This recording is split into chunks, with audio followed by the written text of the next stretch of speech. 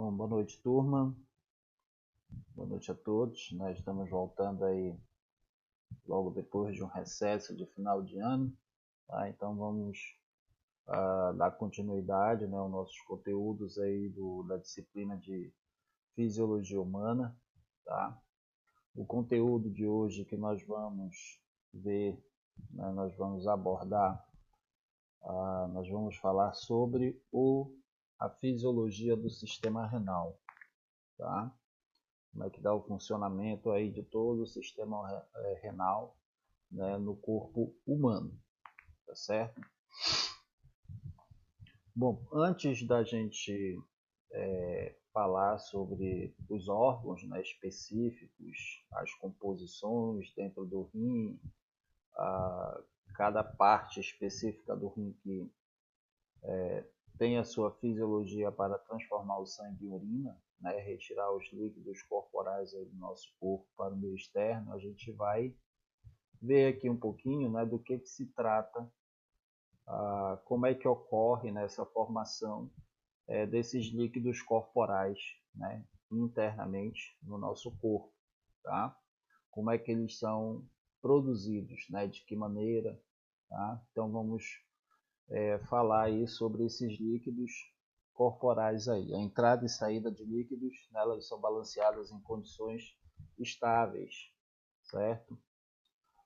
Então, fazer a manutenção desse volume, né, dos líquidos corporais no nosso corpo, né, dentro do nosso corpo, todos os órgãos que trabalham em conjunto, né, estômago, sistema digestório, respiratório,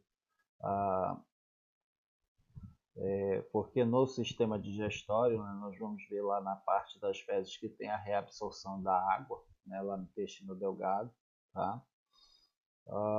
Então, o sistema renal ele também tem essa função de retenção de líquidos, né, de reabsorção de água e também de excreção, né, de alguns líquidos corporais do nosso corpo. Tá? Então, tudo isso é algo assim, muito extraordinário que acontece, claro, que foge aos nossos conhecimentos, né, básicos, tá? Então, existe uma troca constante, né, desses líquidos e os solutos químicos, né, com o meio externo, né, que o resultado é a nossa urina. Tá? Então, todo o processo do metabolismo celular que ocorre dentro dos nossos órgãos, fisiologicamente, em todos os sistemas, passam aí parte dele pelo sistema urinário. Tá? E aí são excretados, né, para o meio externo, tá? Em diferentes partes do nosso corpo.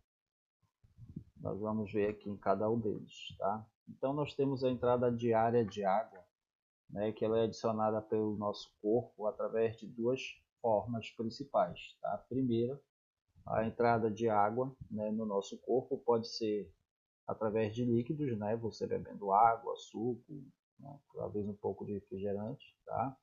E também a água contida nos alimentos, certo? Que ao todo aí, né, juntando o que você bebe e o que você come por dia, dá mais ou menos 2.100 ml ao dia, tá? De água adicionada aos líquidos corporais, tá bom? E a outra forma de entrada diária de água, né, também pode ser feita pela sintetização, né, dos resultados da quebra, né, da oxidação dos carboidratos daquilo que nós ingerimos, né, da alimentação. Lá já faz parte lá do sistema digestório, né, através do intestino delgado. Tá? Então, com isso daí, a sintetização dos carboidratos, né, que vai, no resultado desse metabolismo do carboidrato, vai ser gerado água, dá aproximadamente 200 ml ao dia. Então, juntando 2.100 ml através da ingestão de água ou dos alimentos, né, mais os 200 ml da quebra dos carboidratos, oxidação dos carboidratos, dá ao todo 2.300 ml ao dia. Tá? Isso em condições ideais, tá certo? A perca diária de água do corpo, né? Como é que a gente pode perder? Então existem algumas maneiras aí de como se perde a água para o meio externo, tá? São 4. que eu coloquei aqui para vocês, tá bom?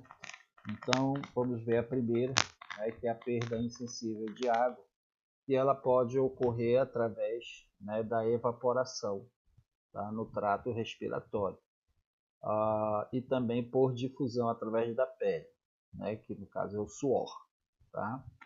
Ao todo, né, com a evaporação tanto do trato respiratório, né, pela respiração e da difusão através da pele, né, isso daí dá aproximadamente 700 ml ao dia, tá? Em condições normais, né, de uma pessoa. Isso daí é conhecido como perda insensível de água, tá? Pelo suor e pela respiração, tá, ok? Mesmo que ocorra, né, continuamente em todo o ser humano vivo, tá? Então, a média de perda de água por difusão através da pele está em torno de 300 a 400 ml ao dia, tá? Então, varia aí, tá? Então, se a pessoa perde 300 ml pela pele, né, pela difusão da pele, vai perder 400 pela respiração, chegando ao total de 700, tá? Então, ou então inversamente, tá?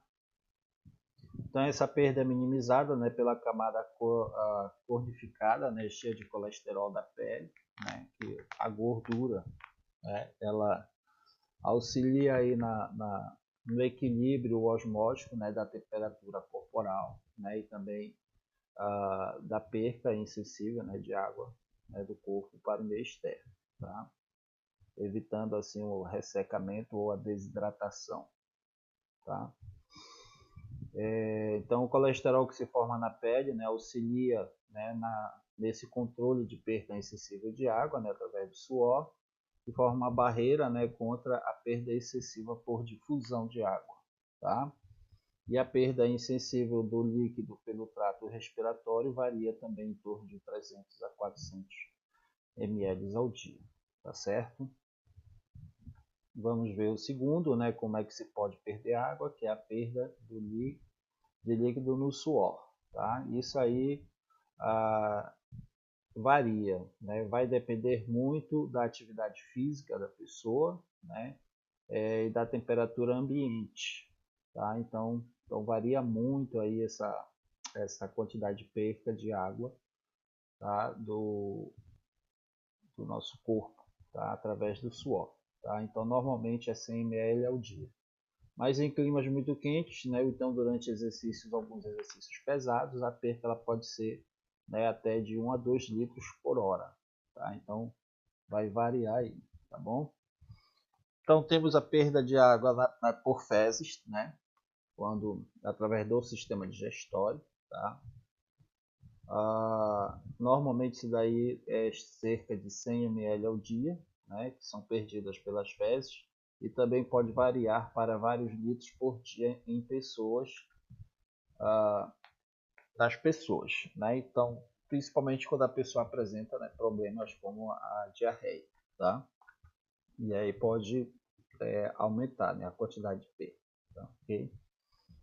E a perca de água pelos rins, né, que é justamente por conta da urina, tá? O volume da urina pode ser baixo, né? Se uma pessoa se ela estiver desidratada, né? Então dá em torno de meio litro ao dia de água. A gente está falando só de água, tá? E se ela tiver numa condição de digestão de líquido normal no corpo, né? Então dá em torno de 20 litros ao dia. Não é uma pessoa que vem ingerindo uma grande quantidade de água, tá bom? Aqui tem uns gifzinhos animados aí que eu coloquei só para distrair. Aqui eu trouxe uma tabela, né? Uma tabela de quantidade diária de ganho e de perca, tá, de água, que foi lá daquele livro de Fisiologia Humana, né, que eu postei para vocês lá na plataforma. Tá? Então aqui nós temos o ganho e temos as percas. Tá? Ingestão de líquidos, né, um resumozinho, tá? 2.100 ml, né, através do metabolismo varia de 200, tá? Se for por um exercício pesado prolongado também, né, vai perder também aproximadamente 200 ml, né? Então o ganho aí é de 2.300, tá? As perdas, né, insensível pela pele 350 ml, através da respiração também 350, varia, né, de 300 a 400, tá? Que vai dar em torno de 700 ml, tá? E pelo suor, né, aí aproximadamente 100 ml. Se a pessoa estiver no exercício pesado prolongado, né, aí vai chegar a 5.000 ml, né, varia aí de 2 litros para cima, tá? Pelas fezes aproximadamente 100 ml e pela urina 1.400 ml. Então o total perdido aí é de 2.300 ml em condições normais, tá? E também 2.300 em consumo, tá? Em ganho de água em condições normais, através da ingestão de líquido, do consumo dos alimentos, tá? E também pelo metabolismo da oxidação dos carboidratos, tá? Bom, o compartimento dos líquidos corporais, né, todos os líquidos corporais, eles são divididos dentro do nosso corpo de duas formas, tá? Tem dois compartimentos. Tem o líquido extracelular, né, e tem o líquido intracelular, tá? Então vamos ver aqui, né, que o líquido extracelular, ele se divide, tá, em líquido intersticial, né, que é justamente o plasma sanguíneo, que o plasma ele corresponde a 60% do peso do homem, né, e 50% do peso da mulher, tá? E há também um valor denominado, né, de líquido transcelular, que aí corresponde a 1 a 2 litros, tá? Então, o líquido extracelular ele é aproximadamente 60% do peso da pessoa, mas se a pessoa pesa 60 quilos, 100 quilos, né? Então, 60 quilos aí é só de plasma, tá? Que é todo líquido extracelular, tá ok? E nós temos o líquido intracelular, né, que gera em torno aí de 28 a 42 litros, né, que são designados como um líquido intracelular, tá? E aí isso vai corresponder, né, digamos assim, é o líquido que corresponde à massa celular, tá? É o 40%, que é os outros restantes, né? Porque 60% é o plasma, tá? E os outros 40% é o que sobra da massa celular, tá bom? 40% total do peso corporal na pessoa, tá? O volume sanguíneo, tá? Então o sangue ele contém tanto o líquido extracelular, tá? E também do líquido intracelular. A gente vai falar aqui do volume sanguíneo porque é importante, porque é o sangue que passa pelos nossos rins, né? E aí nele vai estar presente, tá? Tanto o líquido extracelular como o líquido intracelular, que é o líquido do plasma, tá? E o líquido das hemácias, tá? Entretanto, né, o sangue ele é considerado, tá, um compartimento separado por ter a sua própria câmara, né, de distribuição, né, que é justamente o sistema circulatório, né, que é o sistema fechado, tá? E o volume sanguíneo ele é importante, né, no controle dessa dinâmica, tá, cardiovascular, tá?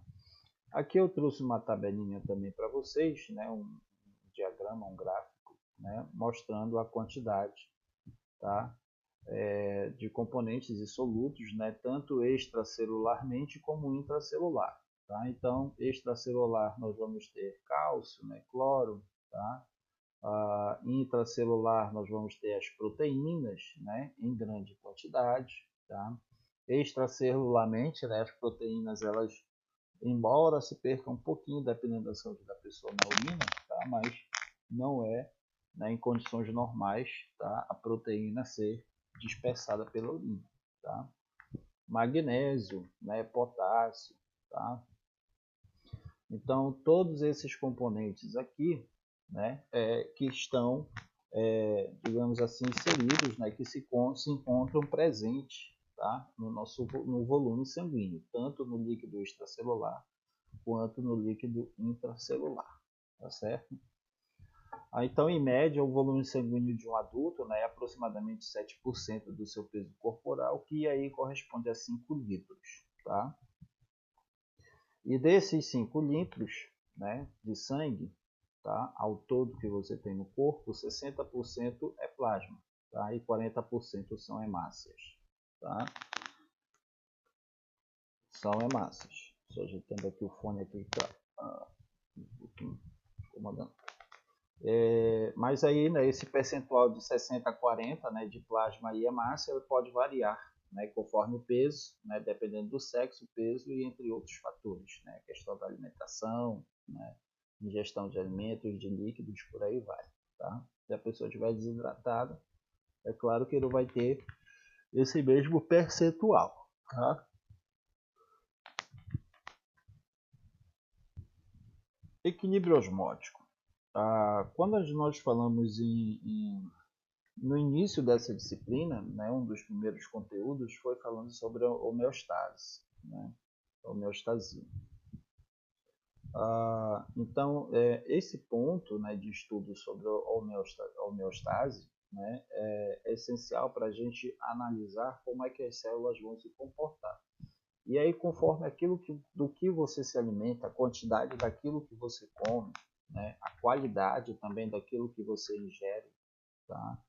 Que você está digerindo, né, que você está se alimentando, que você está tomando, bebendo água, então essas coisas, vai influenciar no estado físico, digamos assim, das suas células, né?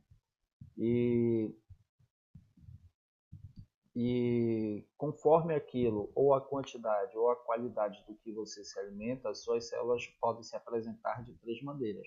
Por exemplo, isotônico, hipertônico ou hipotônico, tá? O isotônico, né, quando as células, né, quando a concentração interna e externa elas estão equilibradas, tá? Então, ou seja, quando você está se alimentando, né, ingerindo água e comendo aquilo adequadamente, tá?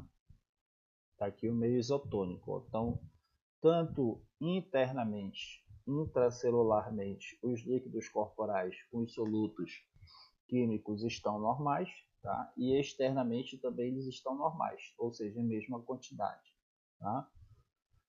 Hipertônico é quando a concentração é maior externamente, tá?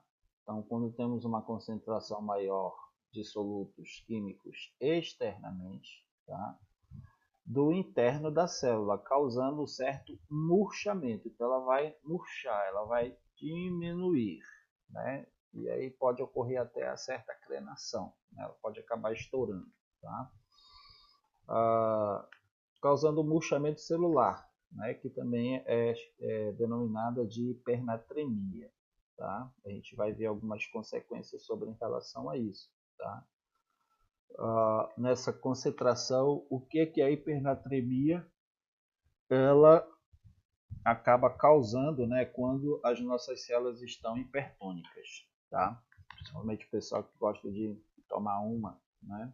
Tá ok? Então, hipertônico, né, quando externamente, né, há uma concentração maior de íons, né, de solutos, né, e internamente, né, ela há uma concentração menor, né, de proteínas, tá? Entre essas coisas. E aí a célula vai acabar murchando, tá?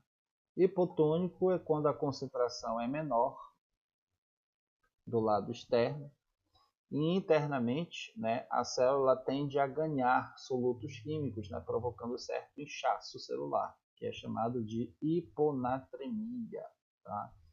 Então, murchou, hipernatremia, tá? Inchou a célula, né? Então, do lado de fora tem menos solutos químicos e do lado interno, intracelularmente, tem mais solutos, né? Tem mais líquidos intracelular, digamos assim, com uns solutos, tá? Químicos. E aí isso se chama hiponatremia, tá?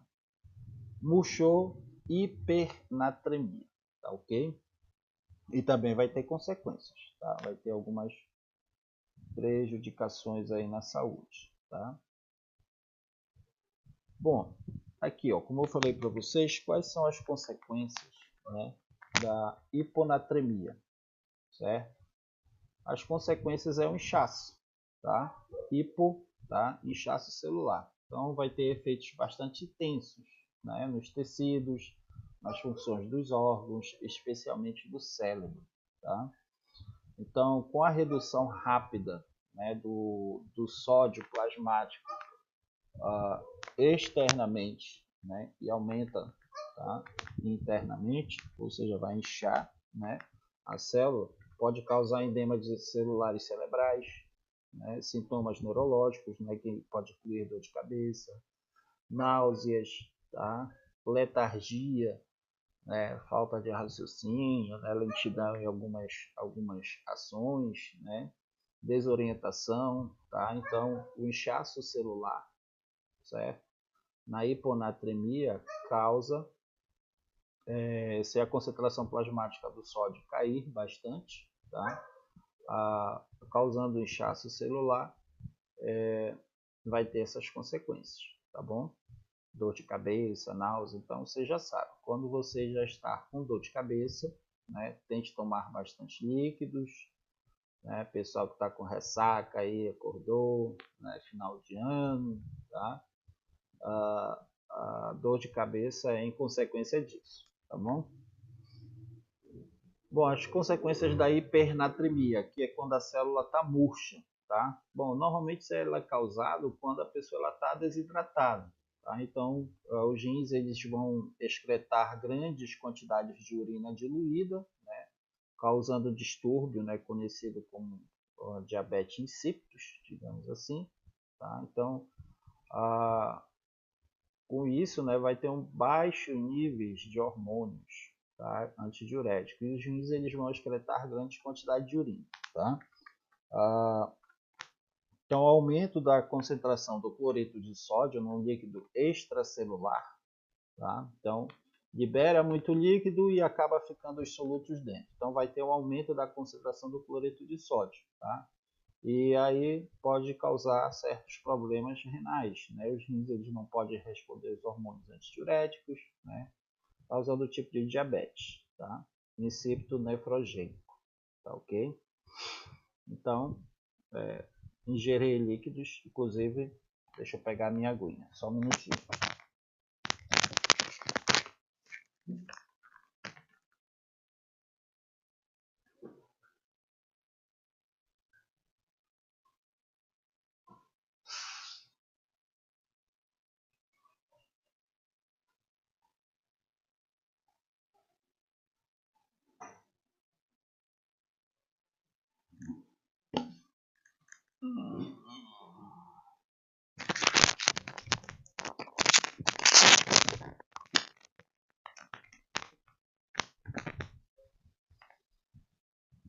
Já estava me dando sede, então, né, tem que tomar água.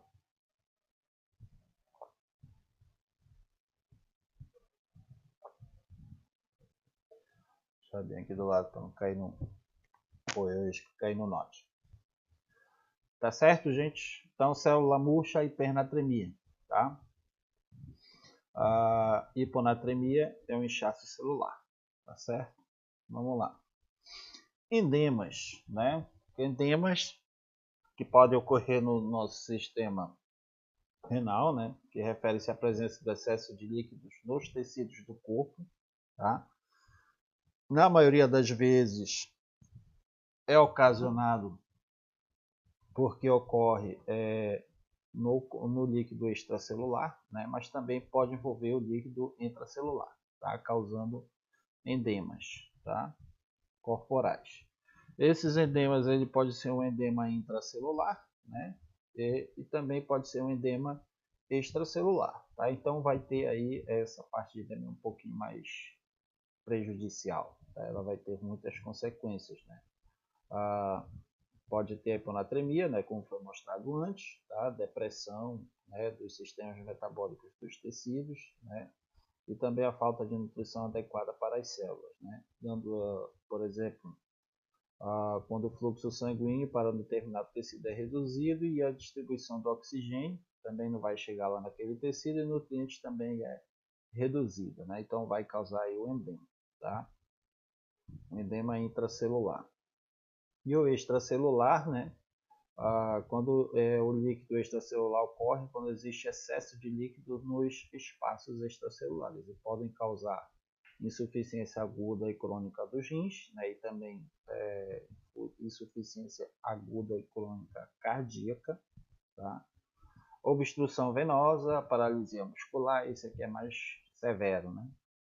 Insuficiência das válvulas venosas, aquecimento excessivo do corpo, né, que vai indicar aí justamente essa possível AVC, né? Perda de proteína, perca de proteína na urina, tá?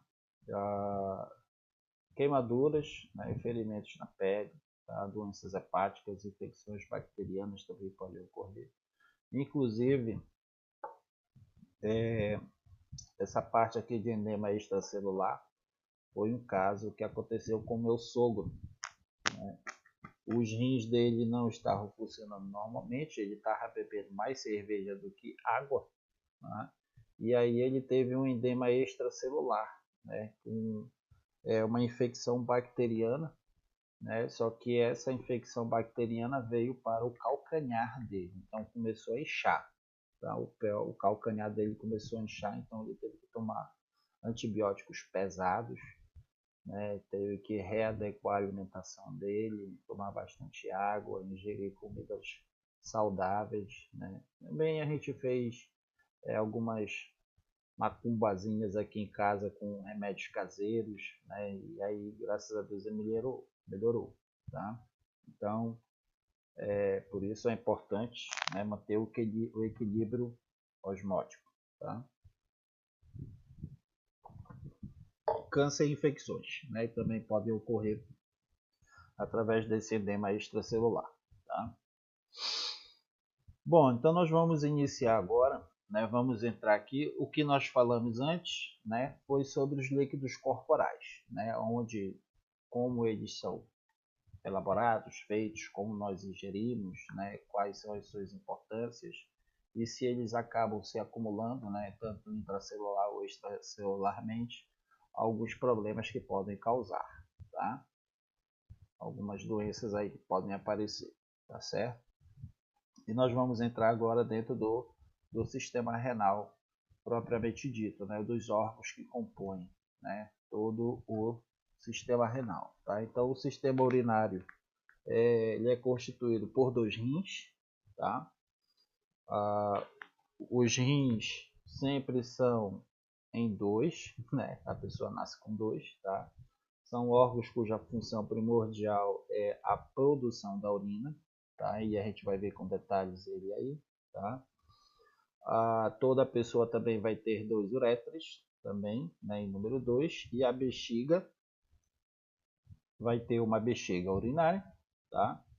E vai ter a uretra, né? A uretra mais lá na frente a gente vai falar, né, quase no finalzinho dessa aula a gente vai falar sobre a uretra masculina e a uretra feminina, tá? Que tem aí padrões, né, de tamanhos diferentes, tá? De funções, ok? Algumas particularidades aí diferentes, tá bom?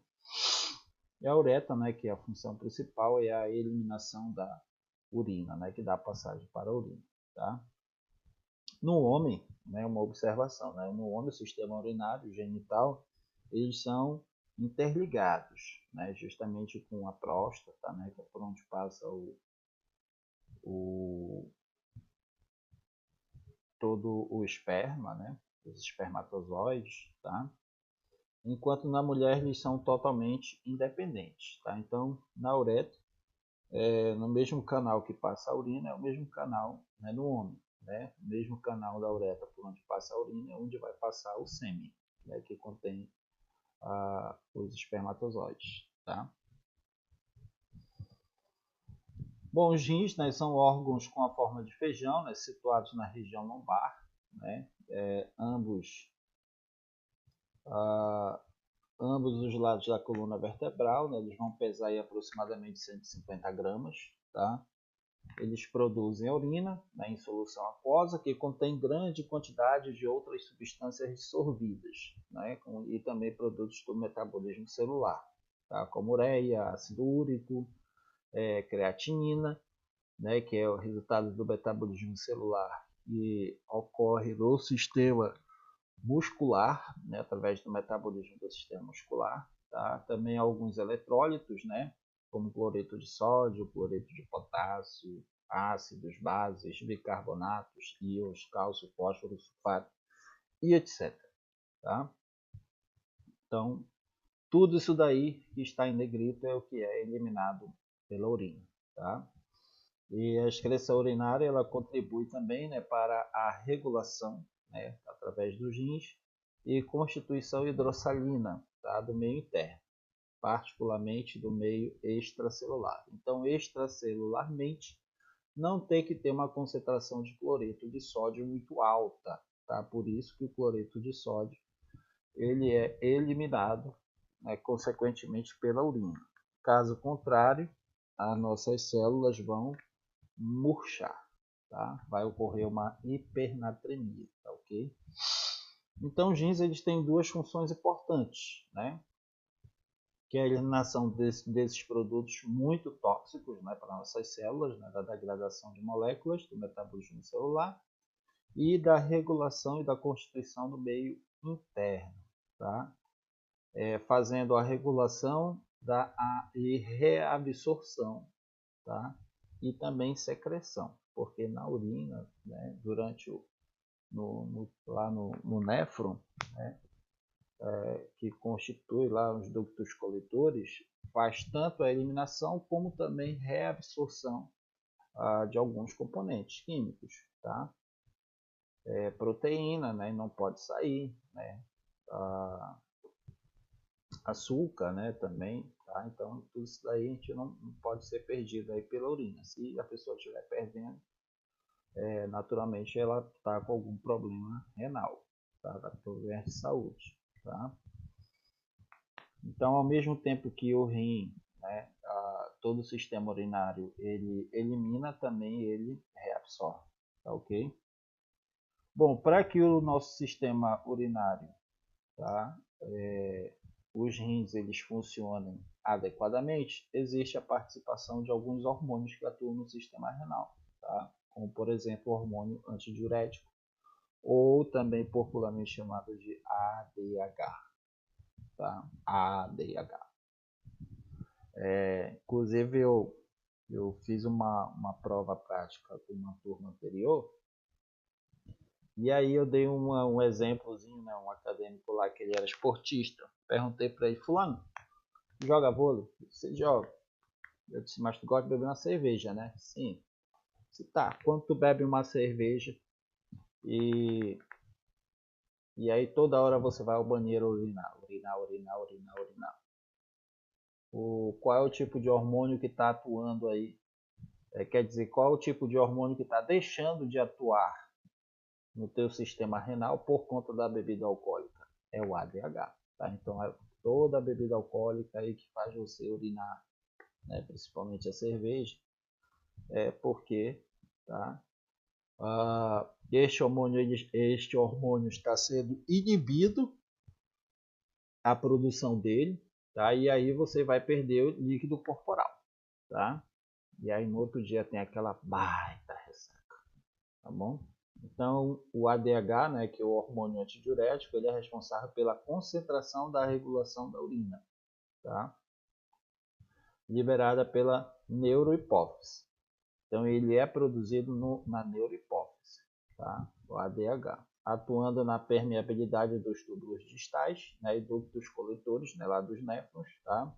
Que estão dentro dos rins, fazendo com que ocorra uma maior reabsorção de água, tá? Então a água não vai ser perdida para o meio externo, tá? Então essa é a função dele. Quando você ingere uma bebida alcoólica, esse hormônio ele é inibido, a neurohipófise deixa de produzir ele e a água sai lá pela bexiga, tá? Tá ok, gente? Bom, outro hormônio, tá? É a aldosterona. Aldosterona, tá? Ela possui uma ação específica no túbulo distal do néfron, tá? Auxiliando na troca do sódio e liberando potássio, reabsorvendo sódio e liberando potássio. Tá? Como eu falei anteriormente, né? Nem sempre tudo que há dentro do nosso sangue é totalmente perdido. Então, parte vai sair, parte vai ser reabsorvida. Tá? Tem a vasopresina, tá?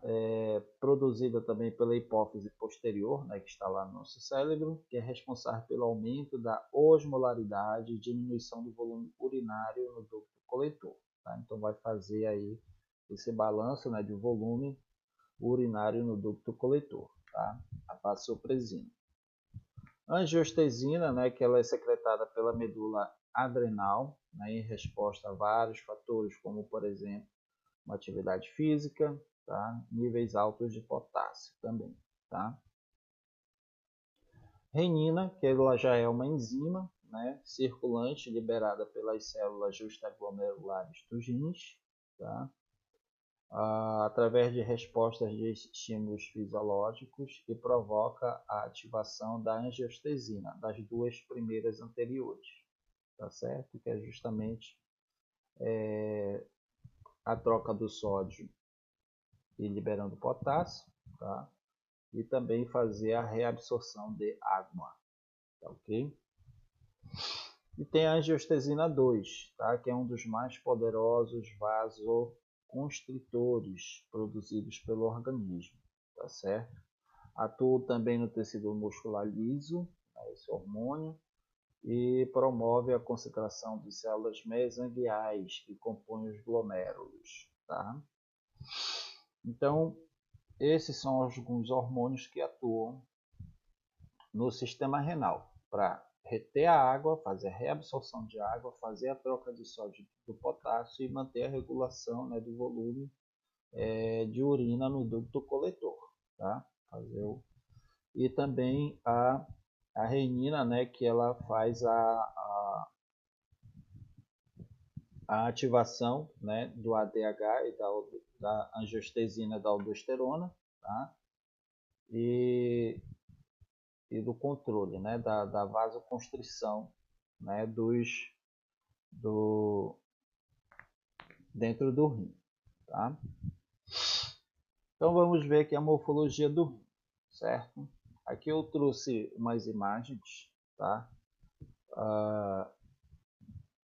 Da morfologia, né? Várias imagens aqui da morfologia do rim. Tá? Aqui é um corte, né, um pouco mais simples, aí, que contém o cálice menor, os néfrons, né?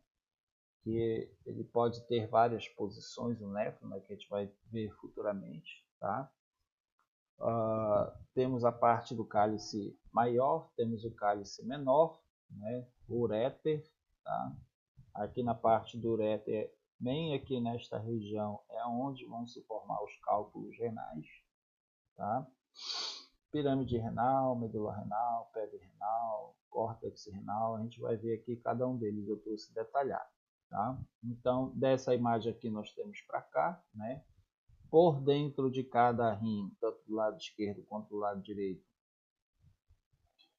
nós vamos ter uma veia renal, né? E temos a artéria renal, tá? Que é por onde entram e sai o sangue, né? Para ocorrer a filtração do sangue, né? Então, as artérias, elas vão... Opa, deixa eu voltar aqui. Né? Elas, anteriormente ao rim, elas são um pouco mais espessas, tá?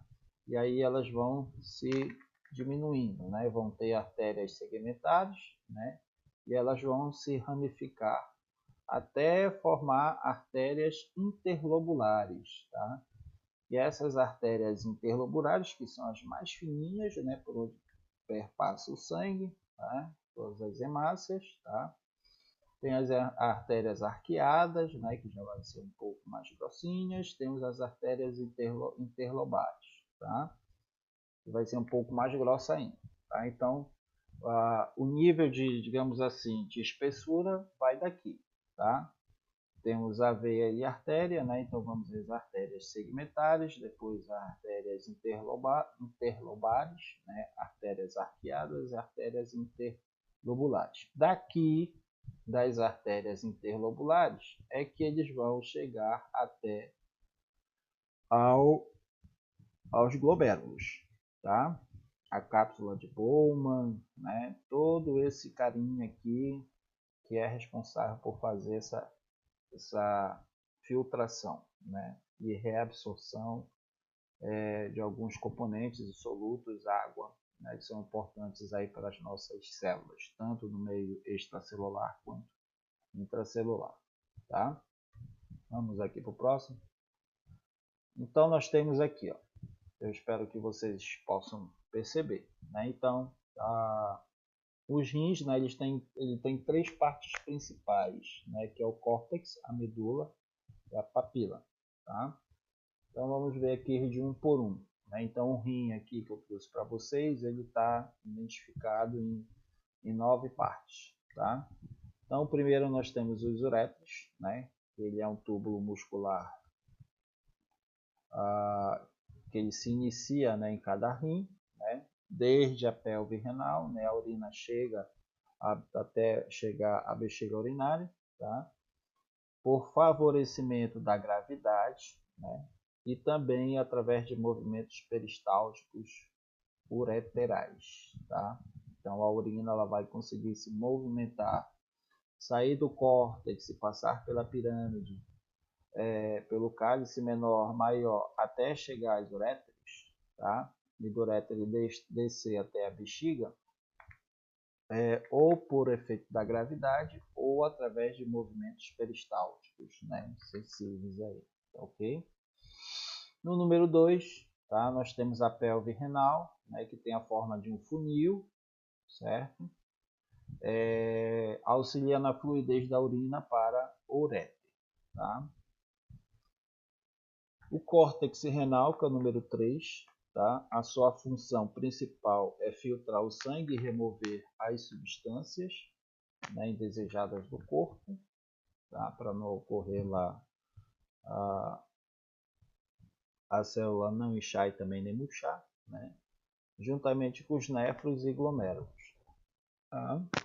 Número 4, nós temos a medula renal, né, que é a parte mais interna do rim, e também dentro dele, na medula renal, vai ter os néfros e os glomérulos, tá? Que são responsáveis também pela filtração da urina na medula renal. É aquilo que eu falei anteriormente, né? Os néfros eles se encontram em duas posições dentro do rim, tá? Tem o néfron do córtex e tem os néfrons da medula, tá? Por isso que eles são bem numerosos, né? Dentro de cada rim, tá? Temos a pirâmide renal, né? Que são ductos agrupados que coletam a urina formada nos néfrons. Tá? Então, partiu dos néfrons, cai na pirâmide renal, número 5. A coluna renal, também é denominada de coluna de Bertin, tá? Que são colunas extensas que vão desde o córtex, né? Que vai dessa extremidade aqui, né? Do número 3, tá? Até as pirâmides renais. Tá? Número 7 tem a papila renal, né? Que são as saliências formadas pelas pirâmides renais, né? São saliências menores, responsável pela produção da medulipina, que é o hormônio da vasodilatação, tá? Não esqueçam disso, pode cair na prova. Cálice renal, né? O cálice menor, que recebe a urina da papila renal e transporta ao cálice renal maior, né? Que aí do cálice renal maior vai cair lá no uréter, tá?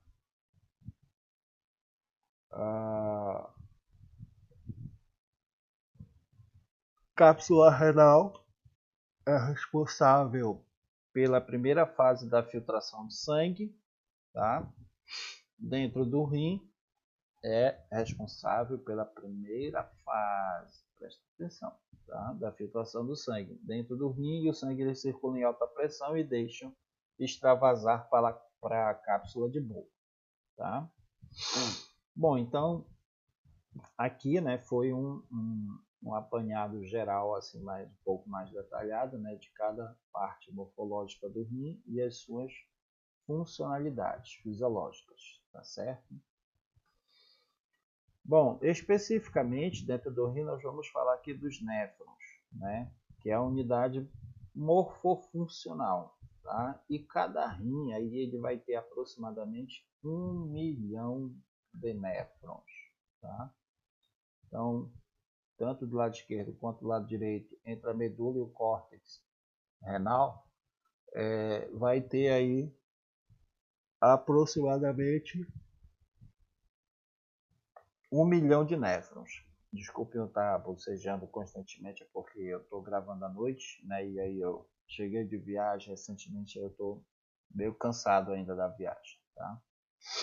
Então, entre um rim e outro, né? Nos dois rins aí, tá? Vai ter aí, cada rim aí vai conter aproximadamente 1 milhão de néfrons, tá? De unidades morfofuncionais, tá ok? E aqui, né, nós temos em detalhado, né, uma imagem de um néfron, tá? O néfron ele vai ter o túbulo proximal, vai ter o glomérulo, cápsula de Bowman, arteríola aferente, arteríola eferente, tá? Túbulo distal, ramo da veia da cava renal, artéria renal, veia cava renal, né? E por aí vai, tá? Vênulas, né, que são as veias bem menores, né, mais finas, tá? Famosa alça de Henle, tá? Capilares peritubulares, tá? Ducto coletor, né, artéria renal, tá? Então, tudo isso daí nessa imagem aí, né, é o que compõe, é o que constitui estar trabalhando em conjunto aí com os néfrons, tá? Então, próximo de cada néfron vai ter todas essas morfologias funcionais aí, tá bom? As arteríolas aferentes, as arteríolas aferentes ao rim, elas se ramificam, né, em fios capilares, os quais formam verdadeiros novelos capilares. Então, assim, tanto a arteríola aferente quanto a eferente, elas vão ficar enoveladas, elas vai ficar como se você pegasse um fio barbante, né? E aí você fizesse um bolinho do fio barbante, tá? E aí a cápsula de Bowman, né? Ela vai encobrir, né? Ela vai ficar, digamos assim, encaixada, né? Ela vai envolver, tá? Toda a arteríola aferente, tá ok? E cada novelo capilar, né, é um glomérulo, tá? Cada glomérulo é revestido por uma cápsula de paredes duplas, chamada cápsula de Bowman, que é justamente a cápsula de cima, né? Parede dupla, a de cima e a de baixo, tá? Que é justamente isso aqui, ó. O novelo capilar que ele fala, né? Que eu falei que parece como se fosse um barbante, tá? É isto aqui, tá ok? É isto daqui, ó, tá? E aí é envolvido por uma camada dupla, tá? Que é a cápsula de Bowman, tá ok? Aqui eu trouxe um GIF para vocês, né, da arteríola aferente, né, que é quando o sangue ele entra, né, pela cápsula de Bowman, tá? Aqui dentro, né, toda essa reunião aqui, esse novelado, tanto de arteríola aferente como arteríola eferente, vai ser chamado de glomérulo, tá? Então ela se aglomerou, tá? Então as arteríolas ali, né, elas as artérias menores, né, elas se aglomeraram, tá?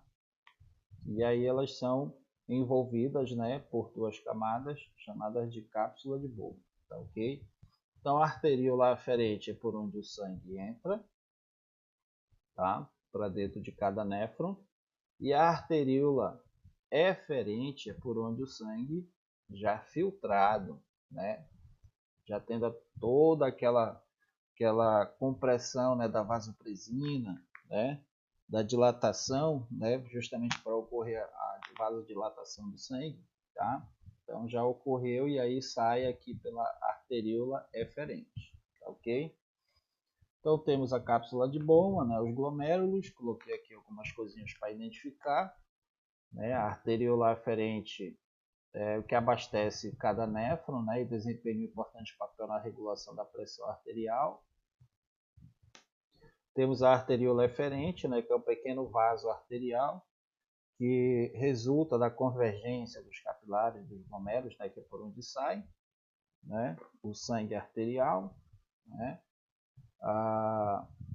que também tem um papel importante, né? Então, a creatinina, que é um resíduo, né? Quando a pessoa apresenta problema de rim, essa enzima creatinina, ela vai se encontrar em grande quantidade nos rins, tá? Isso que está querendo dizer aqui, tá ok? Então, creatinina também é produzida pela quebra da proteína creatina fosfato do músculo, né? E em níveis elevados, ela pode indicar condições de insuficiência renal, infecção de rim, desidratação e problemas durante a gravidez, né? Durante o exame de urina, tá? Então, se houver níveis revelados de creatinina, né? Creatina fosfato, resultado da creatina fosfato no músculo, tá?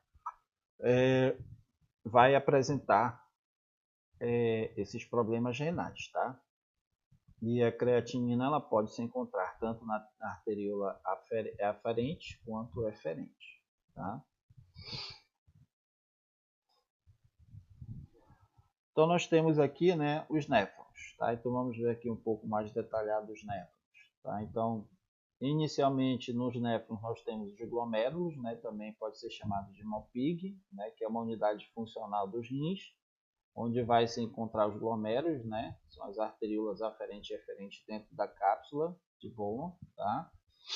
É um ramalhete de capilares, onde se produz a filtração do sangue, tá? E a eliminação dos resíduos metabólicos.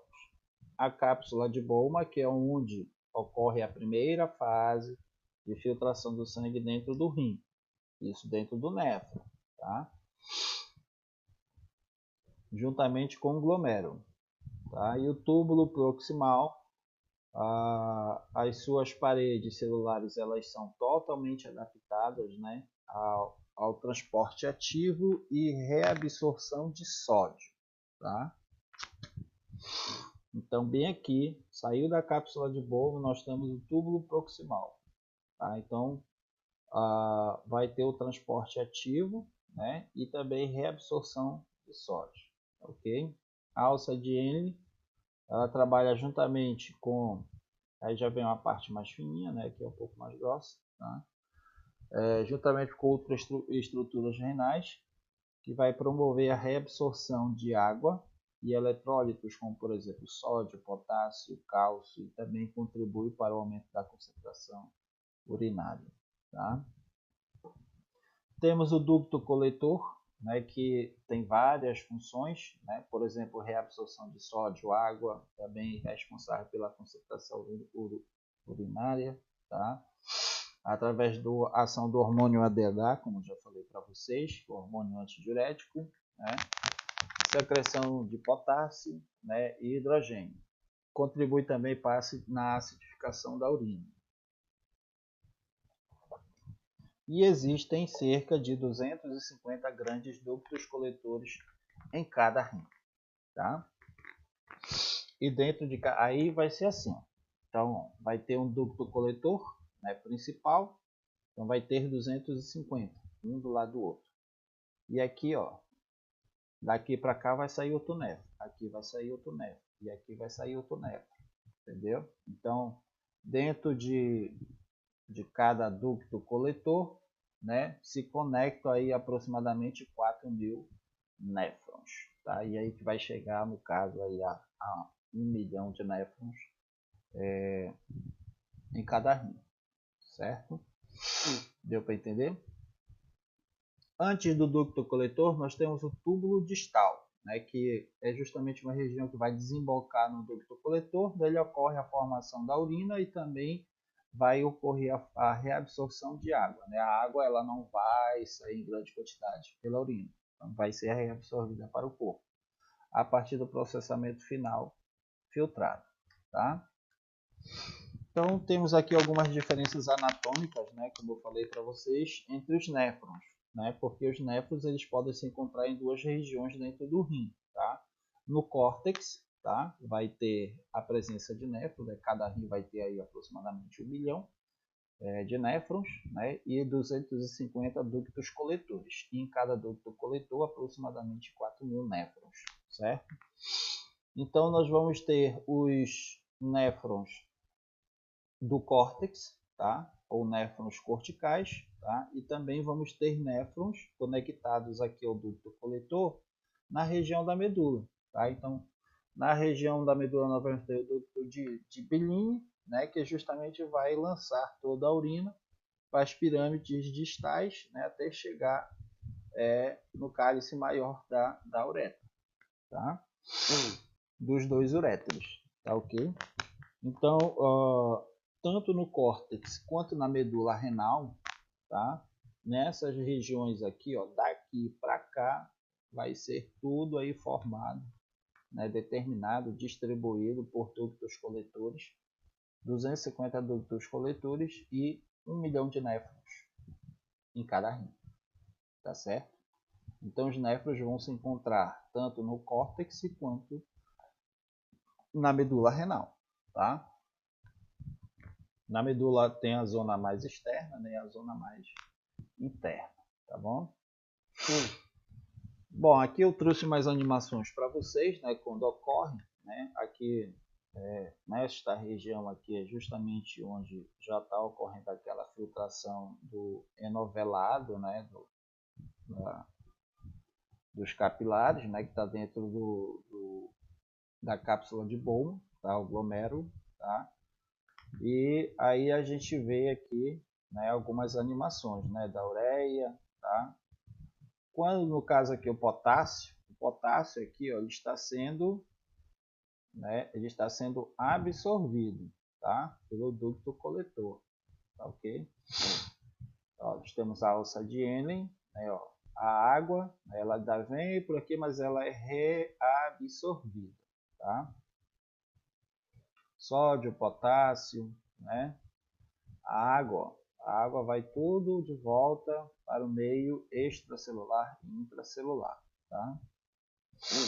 Então a ureia ela é ocasionada, né? Ela é produzida do metabolismo dos aminoácidos, tá? A creatinina, né, é através do metabolismo muscular, tá? Da creatina muscular. O ácido úrico provém aí dos ácidos nucleicos, tá?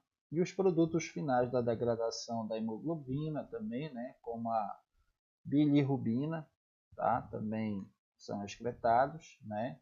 E os metabólitos de vários hormônios também são excretados aí pela urina, tá? Então, esses produtos indesejáveis eles devem ser eliminados do corpo tão rapidamente o quanto eles são produzidos pelo metabolismo do nosso corpo, tá? E aqui também eu trouxe um outro esquemazinho, né, que é bem conhecido de vocês já devem ter visto por aí alguns livros, né? Temos aqui a morfofisiologia dos néfrons, né, e as suas regiões onde acontece a filtração, tá? Que é somente um lugar, né, que é na cápsula de Bowman, né? Justamente em conjunto com os glomérulos, com a entrada da arteríola aferente, né, do sangue, das hemácias, e a arteríola eferente é por onde já sai, né, percorre novamente os capilares peritubulares, aí vai lá por rim, volta de novo para o sistema circulatório, por aí vai, tá? Onde tem R, as regiões em R, né, porque tem a reabsorção, tá? Reabsorção, presta atenção, quando fala aqui, ó, do lúmen para o sangue, lúmen é o espaço, tá? Então, é o momento de reabsorção, tá? Do ducto, né? Do túbulo distal, tá? Túbulo proximal, volta novamente para os capilares, tá ok? Onde está em S é onde ocorre secreção, tá? Por exemplo, onde ocorre secreção, deixa eu ver aqui, tá aqui, ó, potássio, tá? Do potássio, tá bom? Então, onde tem R é absorção, onde tem S, né? Então, Nos capilares peritubulares ocorre secreção, né? Próximo também do túbulo distal também ocorre secreção, né? Também ocorre reabsorção. E por último, né, chegando lá no final do ducto coletor, tá? É a excreção, tá, ok?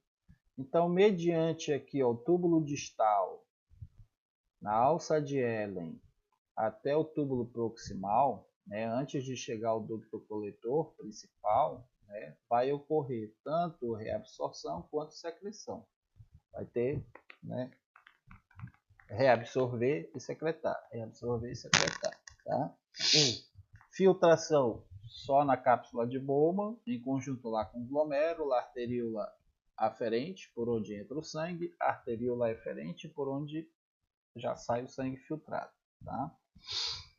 E a excreção, né, chega lá dentro do néfron, né, que constitui o néfron, tá? É no ducto coletor, tá? Espero que tenham entendido. Bom, para que ocorra, né, essa reabsorção, secreção, né? Então puxa, vai, né, vem, volta, tá? Desses solutos químicos, tá? Existem algumas células que participam dentro do túbulo distal e proximal até chegar no ducto coletor, para poder ocorrer essas duas ações, tá? Reabsorção e secreção, tá ok? Que são as células S1, S2 e S3, tá? Então, essas três células, esses três tipos celulares, né, que constituem o túbulo proximal, né, até a alça de Henle, tá, até o túbulo distal, até chegar no ducto coletor, tá, eles são responsáveis por essa reabsorção e secreção desses solutos, tá, desses componentes aí, tá ok? E aqui vem falando, né, que a célula S1, né, elas são ricas em mitocôndrias, tem bastante microvilosidades, ó, pode perceber ó, que ela tem muita microvilosidade, o que vai auxiliar na reabsorção, né, de captar aí, né, muitos solutos, tá? Tem grande capacidade de reabsorção de fluidos, tá? Já no segmento S2, né, é constituída a maior parte do túbulo proximal contorcido. Tá? Também tem uma quantidade moderada, né, de mitocôndrias. As microvilosidades não são tão bem desenvolvidas, tá? E aí a reabsorção aqui e a secreção, né, também vai ter um volume não muito alto, tá? Onde vai ter uma reabsorção maior e secreção vai ser nessa região aqui, tá?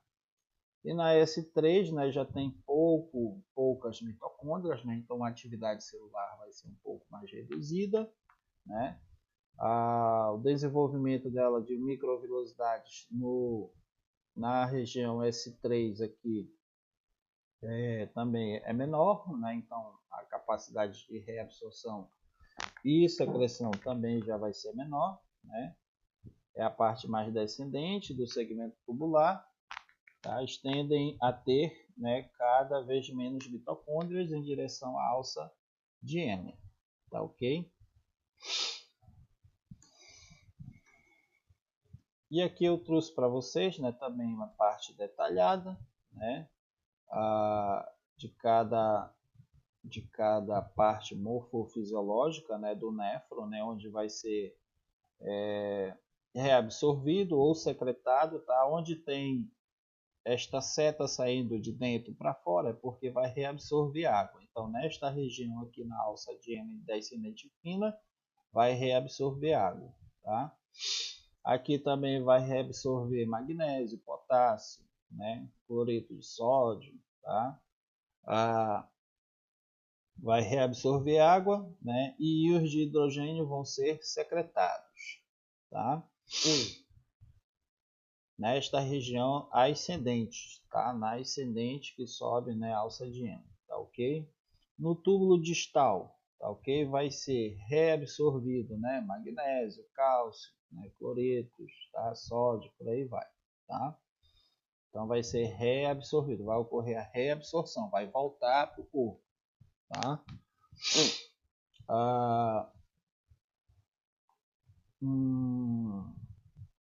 Aqui, né, no túbulo distal final, tá? Então, íons de hidrogênio, né, vai ser secretado, vai ter que ser eliminado do corpo, tá?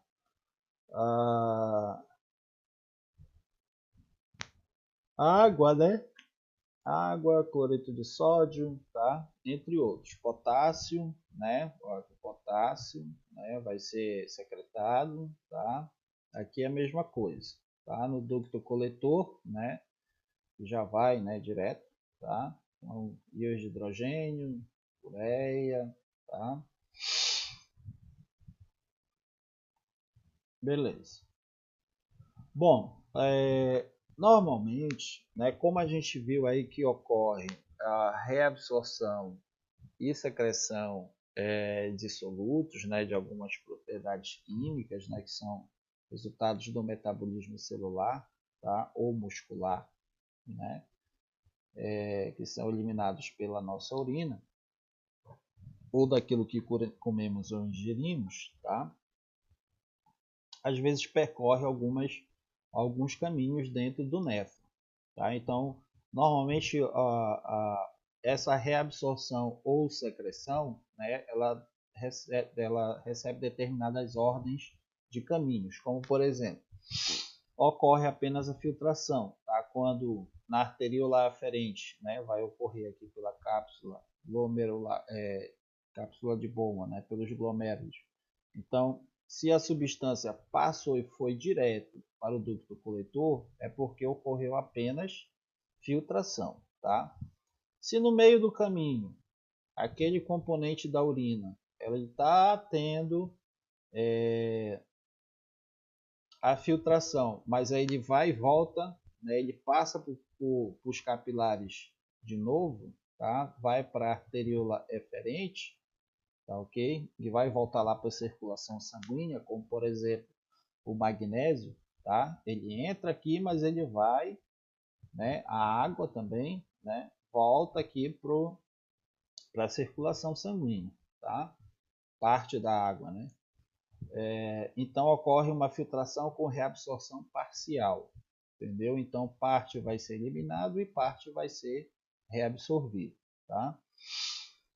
E se aquele componente químico ele entrou, né, pelo túbulo distal, passou pela cápsula de Bowman, né? Mas aí ele não chegou até o ducto coletor, ele não vai lá para a bexiga, para a ureia, para os uréteres e por aí vai, tá?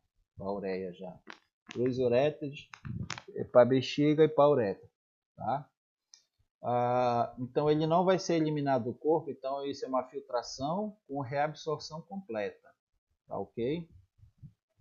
E tem a filtração com filtração e secreção, que é a ação D, tá? Que é uma substância D, que ele passa pela arteríola aferente, né? Ocorre a filtração e mesmo assim ele ainda vem aqui pelas arteríolas, né? E ele vai ser secretado, tá? Ele vai ser puxado tanto pela cápsula de Bowman, né? Como também no momento da vasodilatação da arteríola eferente, tá? Então ele vai ser, digamos assim, puxado de dois lados, tá ok? Então tem esses 4 passos aí, os 4 caminhos, né, os 4 meios, tá? Em que esses componentes aí que são resultados do metabolismo do nosso corpo pode ser secretado ou reabsorvido, tá? Então tem essas denominações. Pode ocorrer apenas a filtração, pode ocorrer a filtração com reabsorção parcial, tá? Que é essa ação aqui. Pode ocorrer uma filtração com reabsorção completa ou pode ocorrer uma filtração com secreção, tá? Aqui é um pouquinho mais, um pouco mais explicado, tá? Então a substância é livremente filtrada, mas ela não é reabsorvida, tá? No item B, né, a substância ela é livremente filtrada, mas parte da carga filtrada é reabsorvida de volta para o sangue, tá? Aqui no momento C, né, dos trabalhos lá do Nefra, tá? A substância é livremente filtrada, mas não é excretada, tá? Na urina, porque toda a quantidade filtrada é reabsorvida dos túbulos para o sangue, tá? Então a substância aqui na ação D, né, no momento D, é quando a substância é livremente filtrada e não é reabsorvida e é secretada do sangue capilar peritubular para os túbulos renais, tá? Então, resumindo, né, os rins eles têm bastantes funções, né? Vimos aí principalmente as homeostáticas, incluindo a excreção de produtos indesejáveis do metabolismo e de substâncias químicas estranhas, que são resultados do metabolismo das células do nosso corpo, tá? Além disso, né, os rins, né, atuam na regulação do balanço de água e dos eletrólitos, tá, internos do nosso corpo, a regulação da osmolaridade dos líquidos corporais, né, e da concentração dos eletrólitos, né, principalmente de sal, tá? Regula a pressão arterial também, né? Também a regulação do balanço ácido-básico e também a secreção e metabolismo e a excreção de hormônios, tá?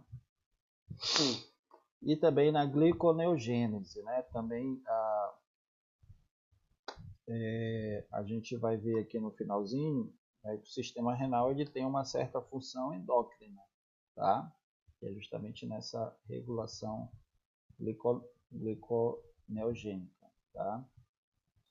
Então vamos falar agora aqui da bexiga, certo? Então nós temos a bexiga do homem quanto da mulher. Porém, né, a do homem, né, todo o sistema aqui que se liga da bexiga, tá? O homem quanto a mulher, né, vai ter uma bexiga, né, e internamente dentro da bexiga vão ter as aberturas ureterais, tá? Que são dois uréteres, né, que saem lá de cada rim, tá? Que desemboca lá pelo ducto coletor toda a urina, certo? Abaixo de cada bexiga vai ter alguns anéis musculosos, né, que são os esfíncteres. É o que faz a gente conseguir o ato, a proeza, a gente conseguir de prender o xixi por um certo período, né? E depois que ela se acumula aí, se eu não me engano, acima de 500 ml na bexiga, aí já não tem mais como aguentar, tá? Aí os esfíncteres internos, né, são liberados, tá? Se abrem, né, e aí não tem como. A pessoa tem que urinar, tá? Abaixo da bexiga nós vamos ter a uretra. A uretra feminina, ela é menor, tá? Já a uretra masculina é maior, dependendo do tamanho do sistema genital do homem, tá? Então a uretra masculina é maior, tá certo? E a uretra masculina, como eu falei lá no início, tá? Ela vai ter, além da passagem, a função da passagem da urina, também vai ter a função da passagem do sêmen, né, com os espermatozoides, tá? Ela é ligada à próstata, né? Tem glândulas bulboretais, tá? Entre outras coisas, ok? Bom, aqui eu trouxe algumas informações, né, que podem, né, alguns acometimentos, alguns probleminhas de saúde que podem ocorrer aí na bexiga, como por exemplo, gonorreia, né, que é uma forma de uretrite, né, causada pela bactéria, né, pelo gonococo Neisseria gonorrhea, tá? É muito comum, né, a gente encontrar aí daí algumas pessoas com esse tipo de doença, né? A uretrite, né, chamada também de Chlamydia trachomatis, né, que é comum em ambos os sexos, tá? Carúnculo uretral, né, que é uma massa inflamatória dolorosa, que é muito mais comum em mulheres, né? Temos a incontinência urinária, né, por insuficiência do músculo do esfíncter externo uretral, né, muitas vezes é de origem neurológica ou psicológica, ocorre frequentemente mais em mulheres idosas. Tá?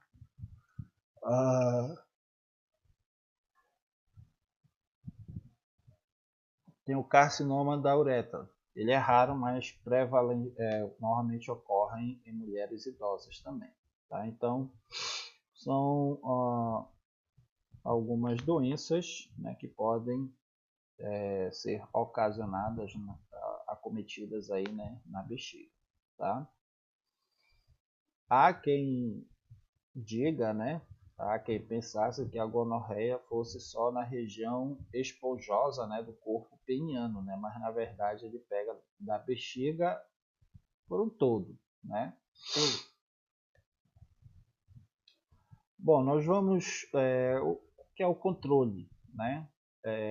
Para você fazer o controle, né, de segurar o xixi, né, fazer toda a produção, né, da bexiga, conseguir reter, né, essa urina e eliminar da maneira correta, tá?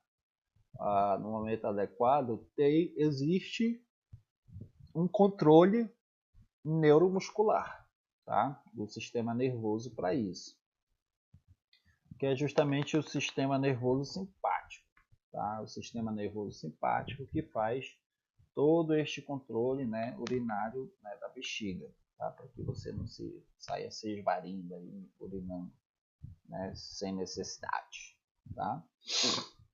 Então, o sistema nervoso simpático ele que estimula essas ações que permite ao organismo responder a situações de estresse, né? Reação de luta, de fugir, de discussão, que ocorra de forma automática, independentemente da nossa vontade. Tá?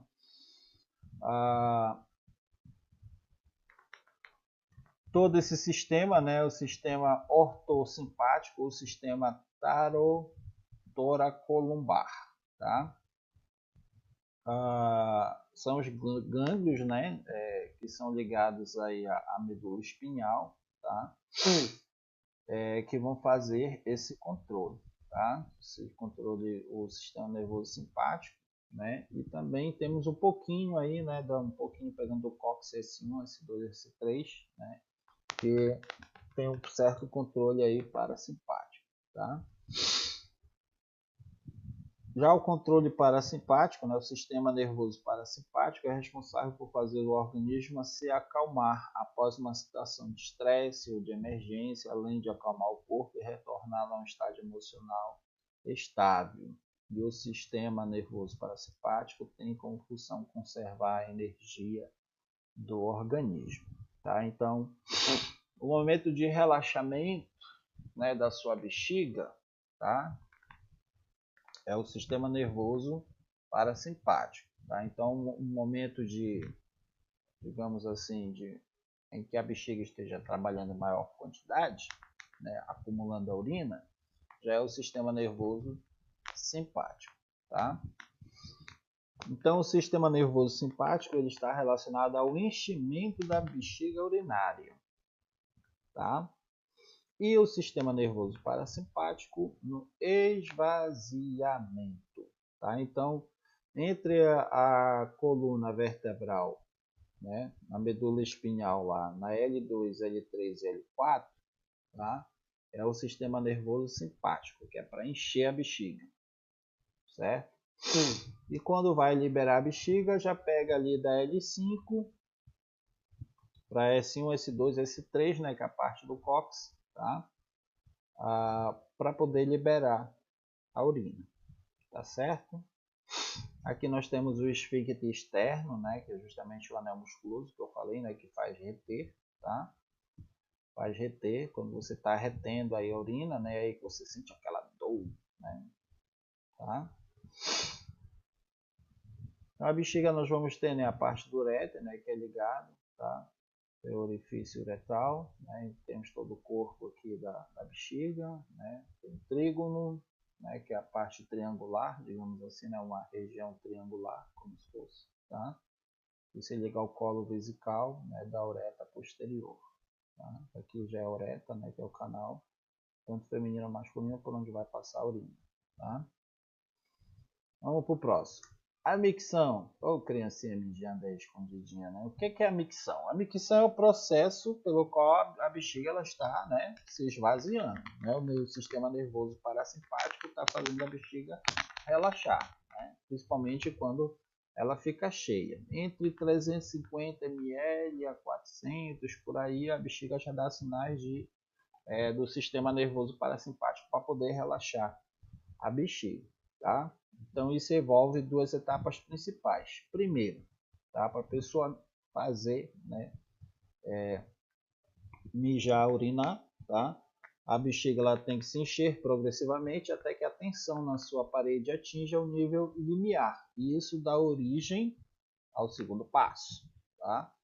Que é o reflexo nervoso, chamado reflexo da micção, né? Que é justamente lá pelo sistema parasimpático, né? Que esvazia a bexiga, e se isso falhar, ao menos causa um desejo consciente de urinar, né? E aí a pessoa tende a forçar, digamos assim, né? Você força a bexiga justamente para você poder urinar, né?